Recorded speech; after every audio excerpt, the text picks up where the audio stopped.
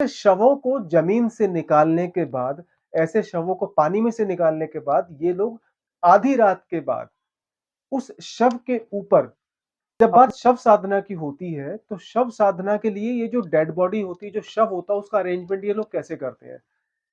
काले रंग की रुद्राक्ष भी ये लोग डालते हैं, काले रंग के कपड़े ये लोग डालते हैं, ठीक है? और ये ज़्यादातर शमशान में बैठ के तपस्या करते हैं। का नाम था संत कीनाराम।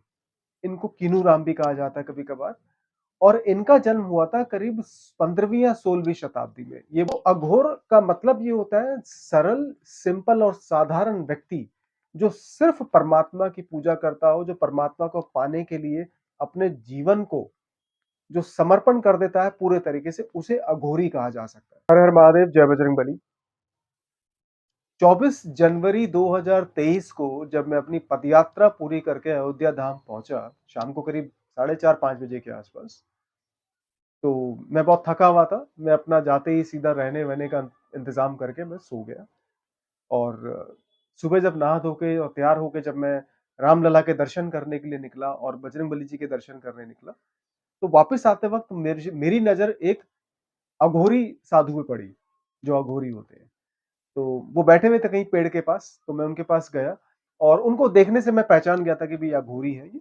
उनका पूरा शरीर मतलब एकदम मतलब भस्म से रमा हुआ, काले रंग के कपड़े उन्होंने पहने हुए और उनके गले में छोटे-छोटे धातु के जो नरकंकाल जो होते हैं, मतलब जो जो खोपड़ी होती है, वो धातु की खोपड़ियों की उन्होंने माला पहनी हुई थी और काले रंग के रुद्राक्ष पहने हुए थे उन्होंने।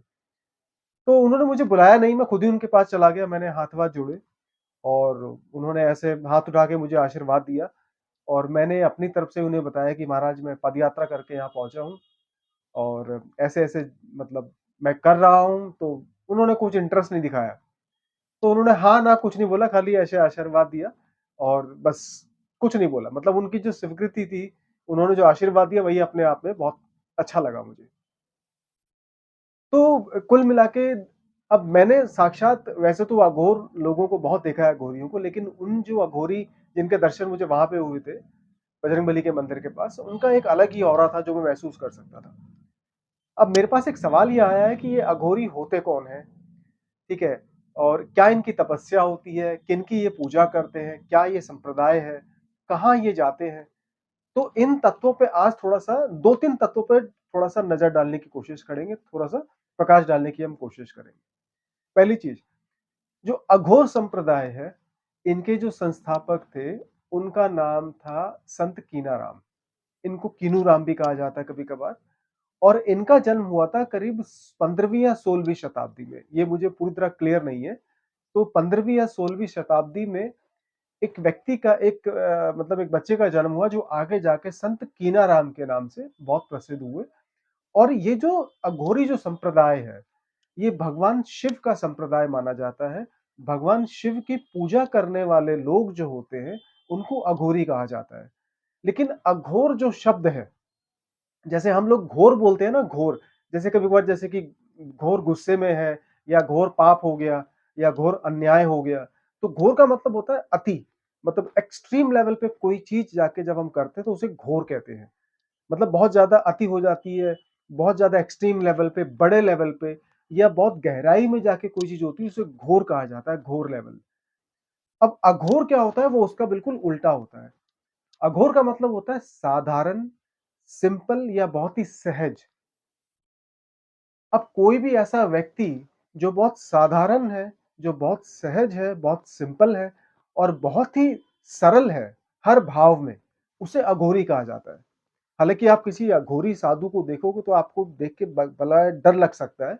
बच्चे देख के डर भी जाते हैं कभी-कभी, क्योंकि उनकी जो वेशभूषा होती है बहुत ज़्यादा डरावनी होती है, खासकर उन लोगों के लिए जो इनके बारे में नहीं जानते। ठीक है? आपको खासकर जो जनेऊ कुछ लोगों के अघोरी और साधुओं के गले में आप जनेऊ देखेंगे वो काले रंग का होता है। काले रंग की रुद्राक्ष भी ये लोग डालते हैं, काले रंग के कपड़े ये लोग डालते हैं, ठीक है?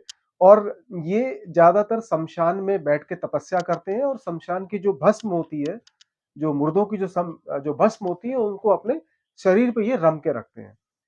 तो अघोर का मतलब ये होता है सरल, सिंपल और साधारण व्यक्ति, जो सिर्फ़ परमात्मा की पूजा करता हो, जो परमात्मा को पाने के लिए अपने जीवन को जो समर्पण कर देता है पूरे तरीके से, उसे अघोरी कहा जा सकता है।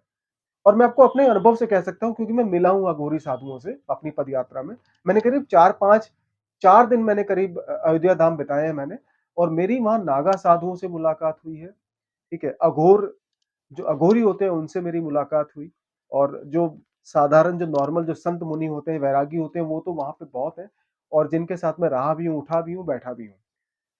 लेकिन मैं दावे से कह सकता हूँ एक चीज़, कि आज के वक़्त में आपको आध्यात्मिक गुरु बनना बहुत आसान है, कथावाचक बनना बहुत आसान है, ठीक है? ग्रंथों के आधार पे युवा पीढ़ी को समझाना बहुत आसान है। यहाँ तक कि साधु बनना, ऋषि बनना, मुनि बनना भी कहीं न कहीं आसान है। महामंडलेश्वर बनना भी आसान है, और जगत गुरु बनना भी आसान है कहीं न कहीं। लेकिन जो अघोर की जो तपस्या होती है, जो अघोरी होते हैं, जो अघोर की जो तपस्या होती है, वो बहुत मुश्किल होती है। और मेरा ये व्यक्तिगत रूप से मानना है कि परमपिता परमेश्वर जो महादेव हैं, जो देवाधिदेव जो महादेव हैं, उनकी उच्चतम तरीके से जो तपस्या की जा सकती है, जो पूजा की जा सकती है, उस पूजा को आप अघोर के रूप में देख सकते हो। मतलब अघोर अपने आप में एक महादेव की उच्चतम कोटि की साधना है।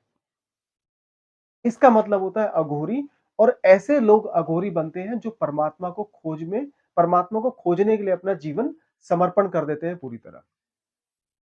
अब मैं आपको एक चीज़ और बताना चाहूँगा, 3 तरह की साधना अघोरी करते हैं, और ये तीनों की तीनों जो साधना होती है, ये श्मशान घाट में होती है, ठीक है? पहली साधना होती है इनकी शव साधना। शव मतलब जो मृत्यु की, जिसको शव जिसे कहते हैं, मिट्टी कहते हैं, डेड बॉडी जिसको होती है, शव साधना। उसके बाद इनकी होती है शिव साधना, और जो तीसरी प्रकार की जो साधना होती है, उसे कहते हैं शमशान साधना। ये तीनों की तीनों साधनाएँ शमशान घाट में ही शुरू होती हैं, और वहीं पे ये संपूर्ण होती हैं, पूर्ण होती हैं, ठीक है? अच्छा, इसमें से मैं आपको एक साधना के बारे में बताऊँगा, क्योंकि अगर मैं तीनों साधनाओं के बारे में बताऊँगा तो ये वीडियो थोड़ा-सा लंबा हो जाएगा। शव साधना के बारे में आपको बताता हूँ। जब बात शव साधना की होती है, तो शव साधना के लिए ये जो डेड बॉडी होती है, जो शव होता है, उसका अरेंजमेंट ये लोग कैसे करते हैं? हिंदू समाज में, सनातन धर्म में आज भी ये मान्यता होती है कि जब किसी 5 साल से कम उम्र के बच्चे की जब मृत्यु हो जाती है, तो उसे जलाया नहीं जाता।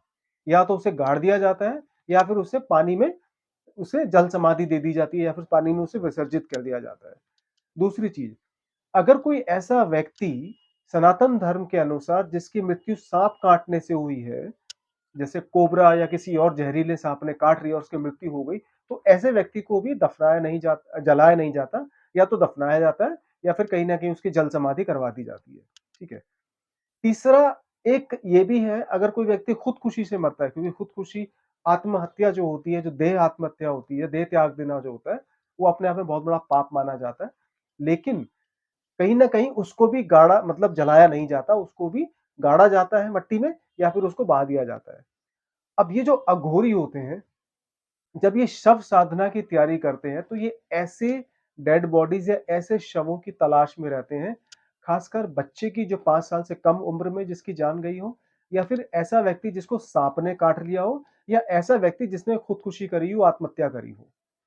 तो ऐसे शवों को ज़मीन से निकालने के बाद, ऐसे शवों को पानी में से निकालने के बाद, ये लोग आधी रात के बाद उस शव के ऊपर अपनी तंत्र विद्या शुरू करते हैं, अपनी साधना शुरू करते हैं, अपने मंत्रों का जाप करते हैं। उसके बाद ये साधना करते हैं कई समय तक, कई दिनों तक ये साधना चलती है, और साधना पूरी होने से पहले ये लोग उठते भी नहीं हैं। और ऐसा भी कहा जाता है, ऐसा भी मैंने मतलब मेरे जहाँ तक मेरे को पता है, ऐसा भी होता है कि कभी-कभार उस दौरान, उस साधना के दौरान, ये मरे हुए व्यक्ति से बात भी करते हैं, और बात करने का मतलब ये है कि उस मरे हुए व्यक्ति में कहीं न कहीं ये जान भी फूँक देते हैं, और वो मुर्दा बोल भी पड़ता है। लेकिन ये जो मुर्दे से जो इनकी बातचीत होती है, अघोर अघोर साधुओं की, अघोरियों की, ये उन्हीं दोनों के बीच में होती है। ये जो बातचीत होती है, कोई तीसरा व्यक्ति सुन नहीं सकता। तो ये जो साधना होती है, शव साधना, ये बहुत डरावनी भी मानी जाती है, आधी रात के बाद होती है, और फिर उसके बाद जब इनकी तंत्र विद्या, मंत्र विद्या जब पूरी हो जाती है, तो फिर उस शव को कहीं न कहीं ये लोग, अगर इनको भूख लगती है, तो ये मार के खा भी जाते हैं, और नहीं तो फिर वापस इसको ये जहाँ से लेके आए थे, वहीं गाड़ देते हैं। लेकिन ऐसा बहुत कम सुनने में पाया जाता है कि इन्होंने किसी शव साधना के दौरान किसी शव के साथ बात करी और उसको वापस गाड़ के आ गए। ज़्यादा सुनने में यही आता है कि उस शव को ये खा जाते हैं या फिर ऐसा भी होता है, उस शव की जो आत्मा होती है उससे अपनी इच्छाएँ भी पूरी करवाते हैं।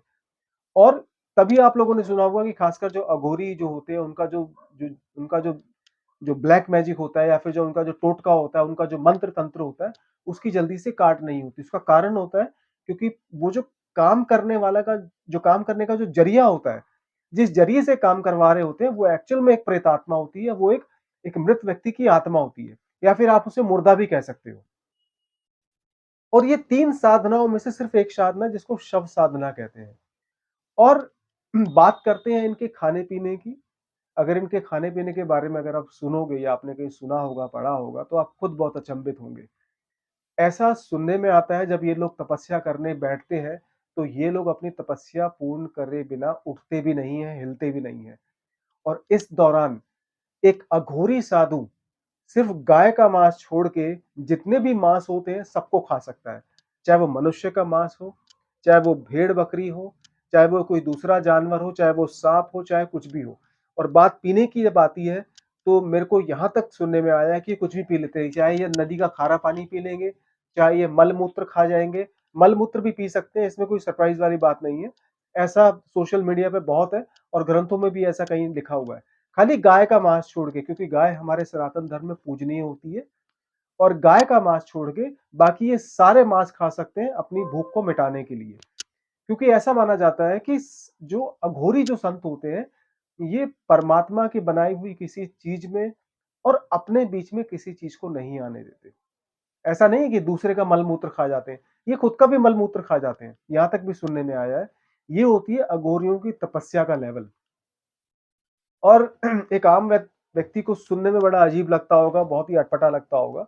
लेकिन जो जो चेतना का स्तर जो अघोरियों का होता है, वो हर एक किसी का तो होता नहीं है। तो उनके मन में क्या चल रहा होता है, उनकी चेतना का स्तर क्या होता है, ठीक है? और वो किसी चीज़ में भेदभाव नहीं कर पाते। इसलिए वो हर चीज़ को अपना समझते हैं और हर चीज़ को जिसे वो अपना समझते हैं, उसे अपनाने की कोशिश करते हैं। और बहुत शांत स्वभाव के होते हैं क्योंकि मेरी मुलाकात हुई है 1-2 जनों से।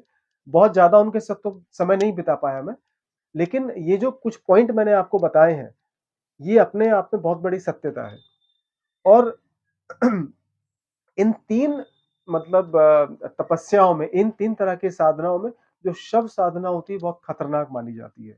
इसलिए ज़्यादातर लोग इनसे दूर रहना पसंद करते हैं और ये भी माना जाता है कि बहुत जिद्दी स्वभाव के होते हैं जो अघोरी संत होते हैं, क्योंकि एक बार अगर किसी चीज़ को ठान लें, तो जल्दी से ये पीछा नहीं छोड़ते, उस चीज़ को पूरा करके ही साँस लेते हैं। तो अघोरियों के बारे में अगर किसी व्यक्ति के मन में कुछ अजीब से विचार हैं कि ये क्या करते हैं, क्या नहीं करते हैं, तो कृपया करके इनके बारे में गलतफ़हमी ना रखें और ख़ासकर किसी भी चीज़ के बारे में गलतफ़हमी ना रखें तब तक जब तक आप उस चीज़ को आप खुद जाँच ना लें, परख ना लें, उस चीज़ के बारे में आप खुद ना समझ लें। तो अघोरियों की तपस्या को मेरा नमन है और अघोरियों की जो तपस्या है उसके बारे में आगे भी मैं बनाने की कोशिश करूँगा वीडियो, क्योंकि अघोरी जो होते हैं उनके बारे में सिर्फ़ 5 या 7 मिनट में बताना लगभग संभव नहीं है। तो ये सिर्फ़ 2-3 चीज़ें मैंने बताने की कोशिश करी है और ये भी मैंने अपने अनुभव से बताने की कोशिश करी है। हर हर महादेव, जय बजरंगबली।